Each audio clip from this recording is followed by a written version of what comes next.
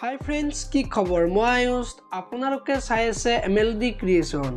ৰং চেনেলত সম্প্ৰচাৰিত হৈ থকা বৰষুণ ধাৰাবাহিকখনৰ আজিৰ খণ্ডটো চাবলৈ বহুত বেছি ভাল লাগিব, কিয়নো যোৱাটো খণ্ডত অৰ্ণৱৰ পেহীয়েক দেউতাকৰ ওচৰত আহিছিল আৰু দাদা আজি তই অফিচ যাব নালাগে, তই অফিচ গ'লে নৱৰ ৰাস্তাহে মুকলি হ'ব বুলি কৈছিল আৰু তই কি ক'ব বিচাৰিছা ভালকৈ ক বুলি কোৱাত আজি নৱয়ে মিকুক লৈ অৰ্ণৱৰ ওচৰত যাবলৈ অভিক লগ ধৰিছিল, কিন্তু অভিয়ে নোৱাৰো বুলি কোৱাত বৌয়ে মিকুক অকলে লৈ যাবলৈ বিচাৰিছে বুলি কৈছিল।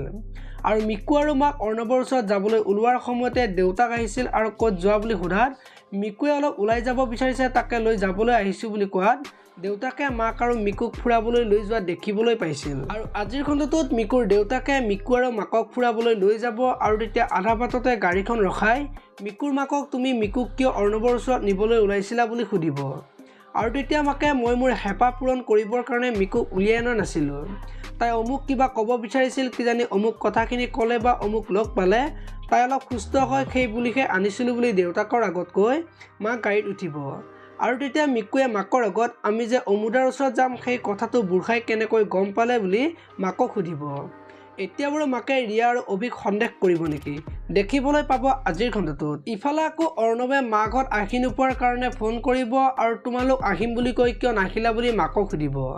আৰু তেতিয়া মই মিকুক লৈ যাবলৈ ওলাইছিলোঁৱেই, কিন্তু কোনোবাই দেউতাৰাক ক'লে সেইখিনি সময়তে দেউতাৰা আহি বেলেগত ফুৰাবলৈ লৈ গ'ল বুলি ক'ব।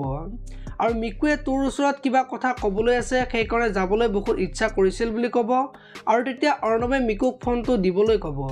আৰু মিকুৱে কান্দি কান্দি ৰিয়াই যে অৰ্ণৱৰ লগতে গোটেই ঘৰখন শেষ কৰিব বিচাৰিছে আৰু মই ক'লে কোনে বিশ্বাস নকৰে, মই বেমাৰৰ কাৰণে তেনেকৈ কৈছোঁ বুলি ভাবে, সেই সকলোবোৰ কথা অৰ্ণৱৰ আগত কোৱা দেখিবলৈ পাব।